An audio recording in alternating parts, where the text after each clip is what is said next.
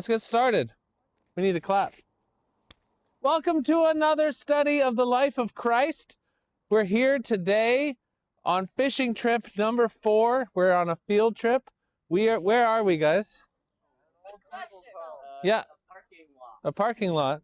We are at the Christian Healthcare Center here in Linden, and we are here because who is inside this building? Older people. Who else is inside this? People from our church.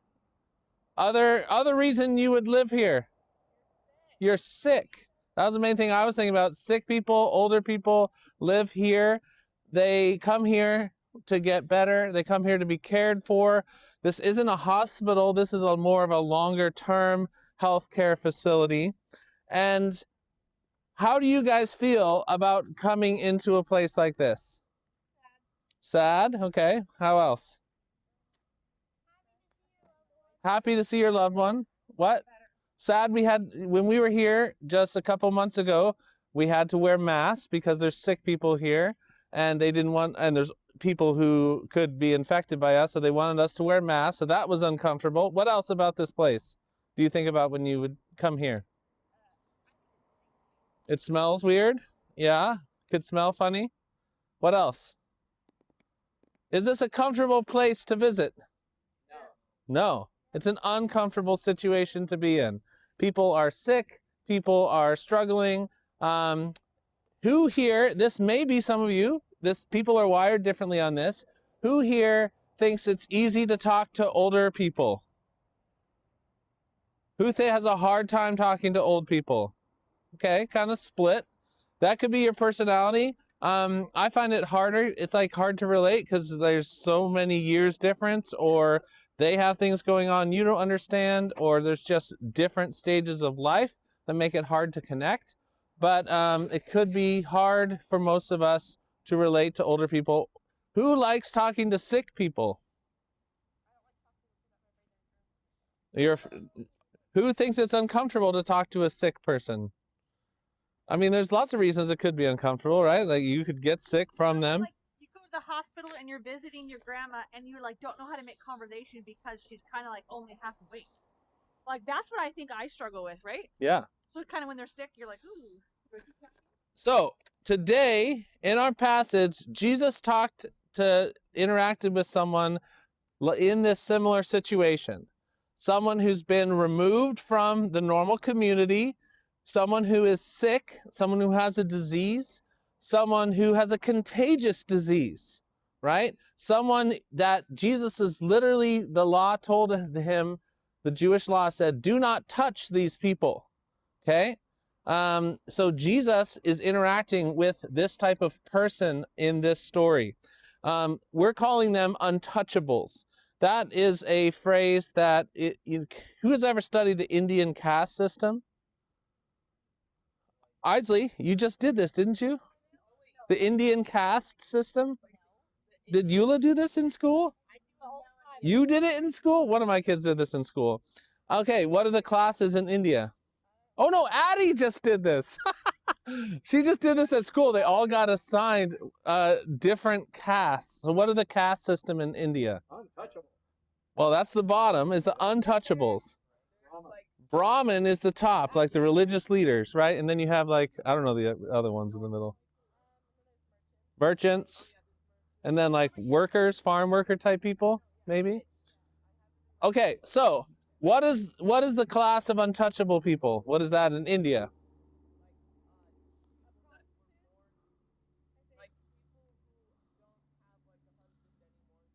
Okay, they're social outcasts.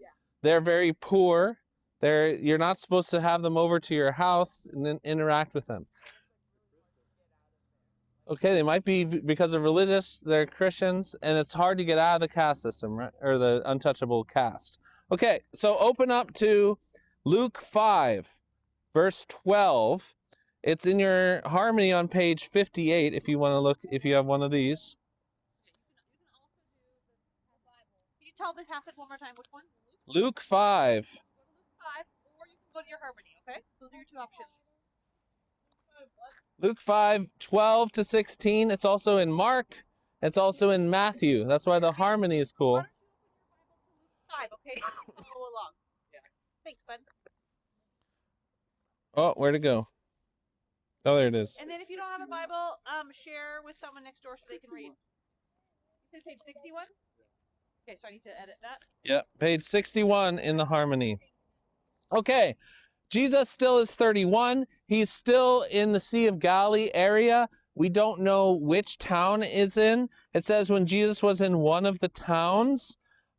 So this is probably not Capernaum. Remember where we left Jesus after he was at Peter's house. He prayed to the Lord. He prayed, he got away to pray, and the Lord directed him, God directed him that he must go to other towns and preach and teach there also. So now he's on a bit of a tour. So this is a new location. It just says one of the towns, so we don't know. Who today, we're talking about Jesus, a man with leprosy, okay? And our disciples. We assume the disciples are with him. They aren't mentioned though, but we're assuming that he is with them. So Jesus is traveling from town to town around Galilee. That's also mentioned in Luke 4:34. And he meets a man covered in leprosy. Can someone look up Leviticus 13:45 and 46 for me? Leviticus 13:45. Leprosy, what is leprosy? It's a skin disease. What happens to someone with leprosy? Their skin rots off. It's really sad. It's also contagious. So I don't know how. I think it's actually spread more through the air than through skin to skin contact, but they thought it was more skin to skin contact. Leviticus 13:45. So you got it? Read it for us. Must tear their clothing and leave their hair uncombed. And the next, and They 46. must cover their mouth and call out, unclean, unclean, as long as the serious disease lasts.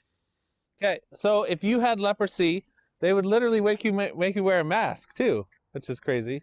So mask up, guys, if you have leprosy. Maybe they did know it was through the air.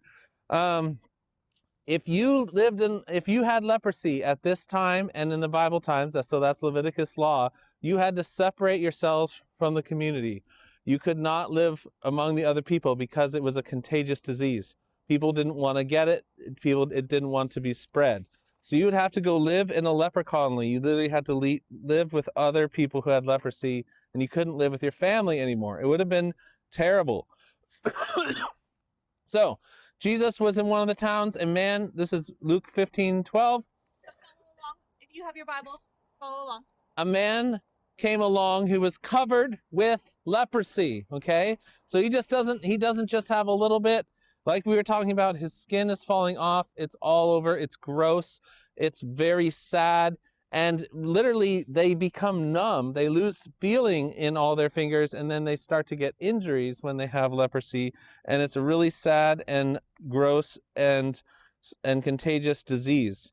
And there was no cure. I don't know if there's a cure today. There is a cure today. Oh, cool. So when I visited a leper colony in India, they told us we could hang out with them and touch them.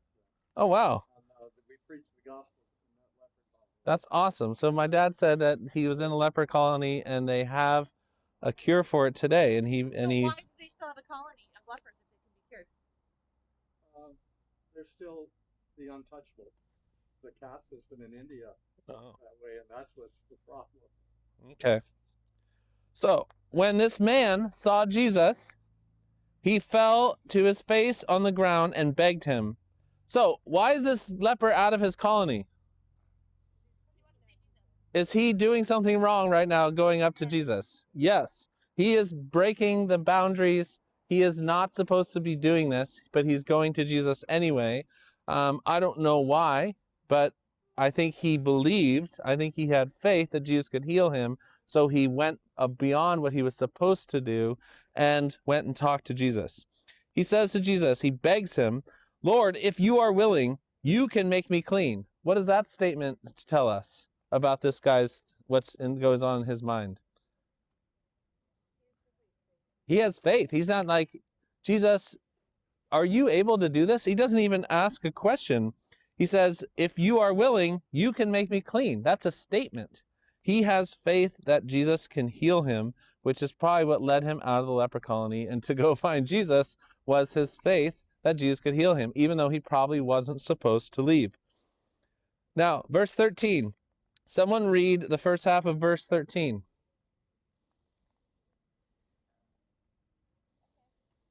Isley. Okay, stop there. What did Jesus do? He reached out and touched him.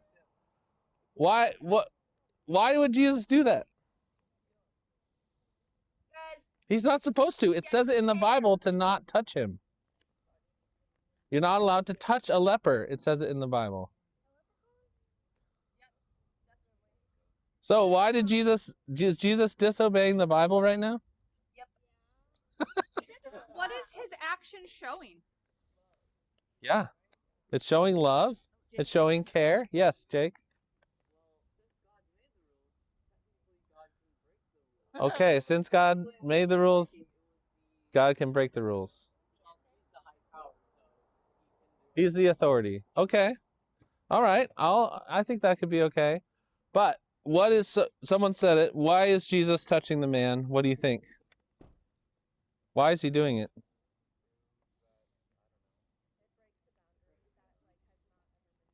Could Jesus heal him without touching him? Yeah. He's breaking the boundary. He's doing it on purpose. He's showing love. He's showing care. He is choosing to do this. We've already seen Jesus heal someone from miles away. So Jesus had no reason to need to touch this guy. Now, think about this guy. He has leprosy all over his body, so he's probably had it for a long time. How long has it been since someone has touched him? A long time. We don't know how long, but as long as he's had leprosy, no one has touched him. Maybe someone with leprosy, but like no one without leprosy has even touched him. When he has to walk around, like the Leviticus verse saying, what does he have to walk around saying? Unclean, unclean. If he has to go somewhere, he has to walk around saying unclean, and everyone stays far away from him. This has been his life. So the fact that Jesus reached out and touched him was a huge deal. This is not normal.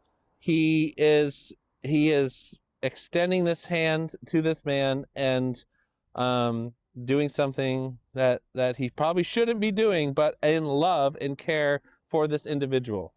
Okay, now he says, I am willing, he said, Jesus. Because remember, he said, Lord, if you are willing. The only question was not if Jesus could heal him or not in this man's mind. It was if Jesus was willing to heal him. So Jesus says, I am willing. He said, be clean.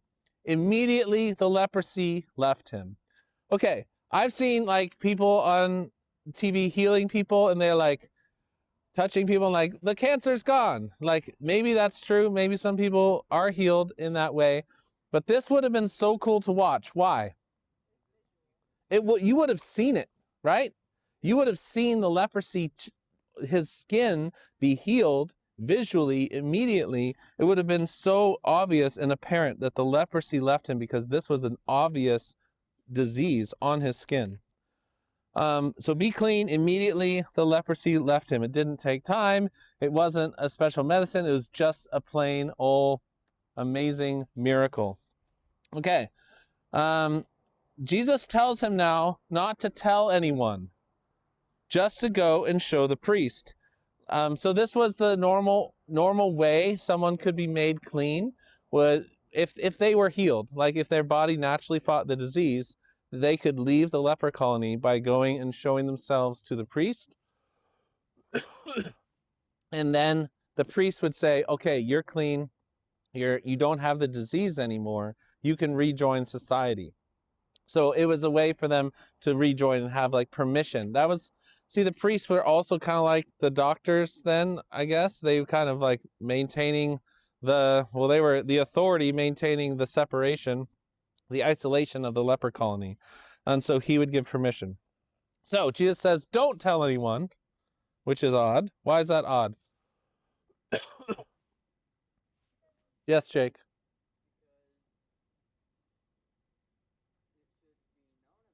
That's what we would think. We'd like, tell everybody. This guy just got healed, right? Like, if you got healed, what would you want to do? Tell everybody. So Jesus says, don't tell anyone. So this is an odd thing to say. But don't tell anyone, but go and show yourself to the priests and offer the sacrifices that Moses commanded for your cleansing as a testimony to them.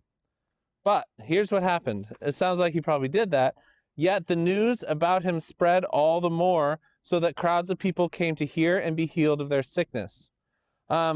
Mark has a little bit more details on that. 45, Mark 10:45 says, instead, he went out and began to talk freely, spreading the news. Okay, this is an interesting one. So the man disobeyed Jesus and went and told everyone. What do you guys think about that? You think got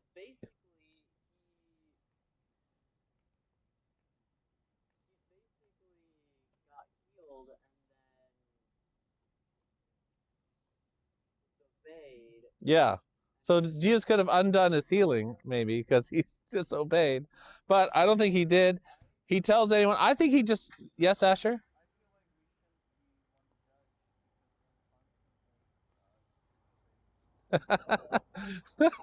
We shouldn't judge him because we disobey Jesus too. Wrong, but we're doing the same thing all the time, not all the time. I think he just couldn't hold it in. Like, this was so amazing. He couldn't fathom not telling anyone. No, she tells her to go tell.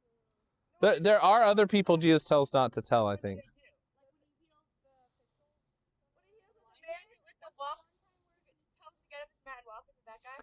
No, that guy, they asked him who healed him and he didn't even know. The guy who picked up the mat. Yeah, I don't know how to feel about this. What should he have done? Probably should have stayed silent like Jesus asked, but I also really understand why he told everyone, because it was such an amazing thing.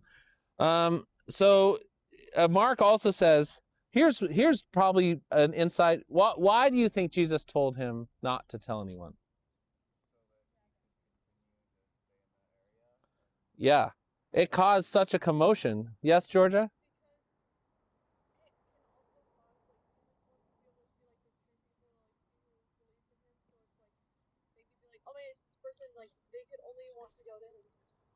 It could be. Yeah, his reputation is growing for healing. We saw that happen in Capernaum at Peter's house. He casts out the demon of one man, and then everybody shows up with a demon or sickness. And I think with this person, Jesus, with a big crowd and excitement, it's probably harder for Jesus to, well, he could always see their hearts, but like, this was clear that this man's faith was very clear, that he went and sought out Jesus and what he said. And once a crowd grows, it's probably harder for people who have true faith to come to Jesus and see their true faith. It's just kind of like everybody wants to get healing. Like we're going to see with the feeding of the 5,000 too, people just start showing up wanting free food. Yes, Jessica.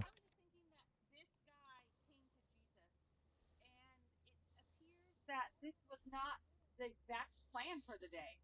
Like, he's like, the man comes to Jesus and says, if you're willing to make me clean. So Jesus is like, I'm willing, but like, I just want you to know this is what I was going to do today, so you need to be quiet. Like, he had other things to do. I mean, in God's providence, God's full control, this was the plan for the day. But it appears that he's not like, hey guys, we're going to go to leper colony today and we're going to heal someone. I don't think that's what Jesus told his disciples. No. This is what life is kind of what, have you ever heard the quote, life is like what happens when you're making other plans? I feel like Jesus was walking somewhere for a different agenda, and this agenda came to him. Mm-hmm. Yeah. It doesn't see a lot of intentionality like the next couple we're going to see. Jesus is intentionally interacting with certain groups of people. This happened kind of along the road.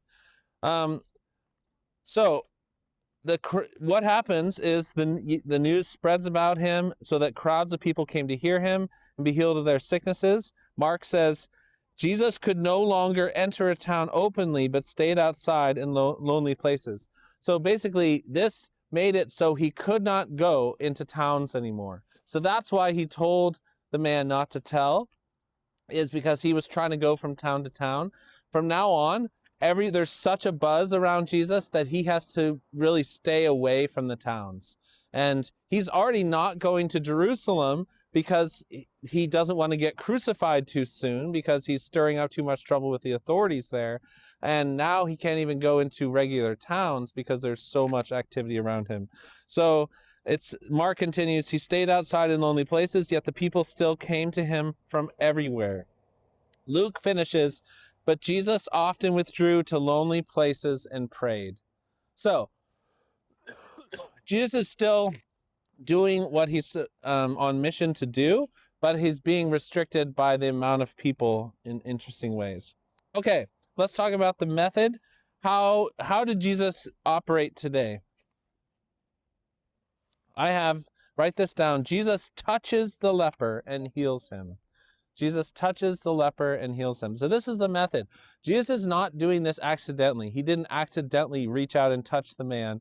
He would have absolutely known that he shouldn't do this. He did it very intentionally. He did it to show love to someone, to show that he was more powerful than the disease, to show that he wasn't afraid of getting the disease, to show that he trusted God in that moment, in the power for healing. Jesus was not worried about getting leprosy in this moment. Otherwise, he would have stayed far away and healed them from across the street or something. He was showing that his care and his lack of fear and his trust in God by touching this man and healing him. Okay, why did Jesus do this? Why did Jesus reach out and touch the man when he healed him? What do you guys think? Jake?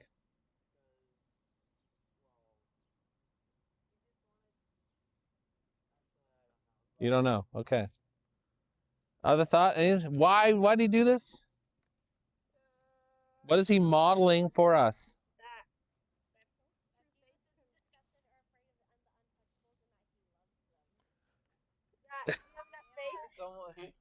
It's on the board. Wow, you read the board. Izzy, you were on to something.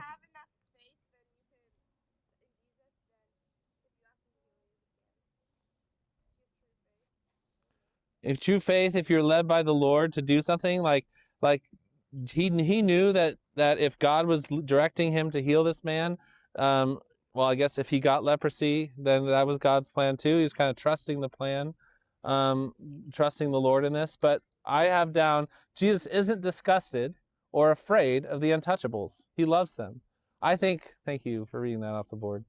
I think so many times our fears, maybe our disgust, keeps us from doing what we should be doing and reaching the people we should be reaching.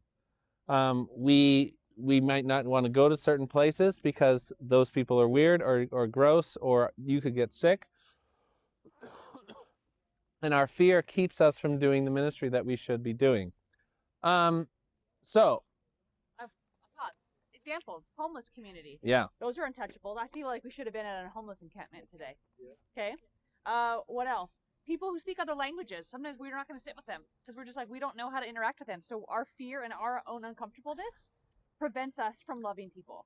I want to ask them, what are some people that are untouchables in your lives? Jessica stole some good ones. I didn't know he was going to ask that story. What are some people that you're uncomfortable around that you don't want to spend time with in your life? You can be honest. Miracle. A friend that annoys you, or I didn't really hear that. Quite hear that.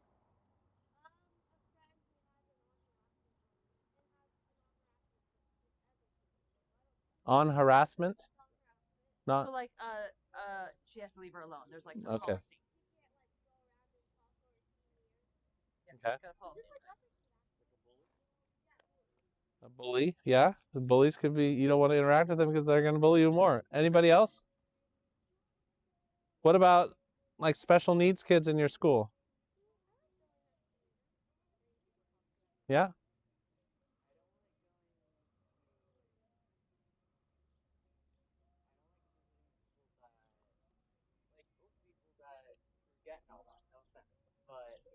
Okay, like, yeah, like, does any of your grandmas or great grandparents have like dementia or something? And it can be awkward to interact with them, right? Because they say the same thing over and over and they don't remember. Maybe they don't remember your name. That's kind of sad and hard, right? And so you might feel like, I don't want to visit them because it's awkward and uncomfortable. Yeah. What about like a kid with no friends at school? Jake would go over there. Who are the untouchables at your schools?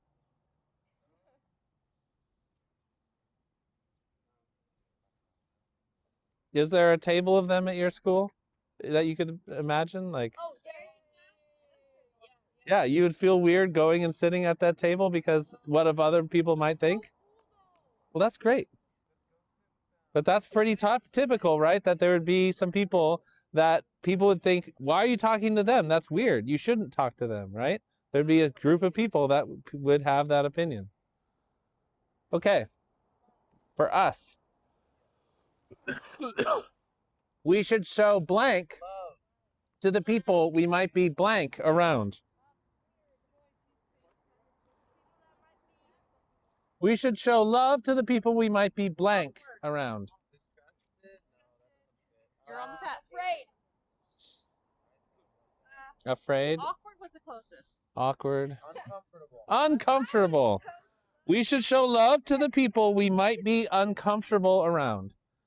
There's a bunch of different reasons. There's a bunch of different reasons you could be uncomfortable around a certain person or a certain group of people. And we cannot let that keep us from loving them and sharing the gospel with them. Jesus did not let a disgusting skin-eating disease come between him and this man. He reached out and touched him and loved him. Okay. I think we did all these questions throughout. This is our fishing trip. This is a place you might feel uncomfortable going. I know actually last year, when we came here, they made us wear masks when we sang carols.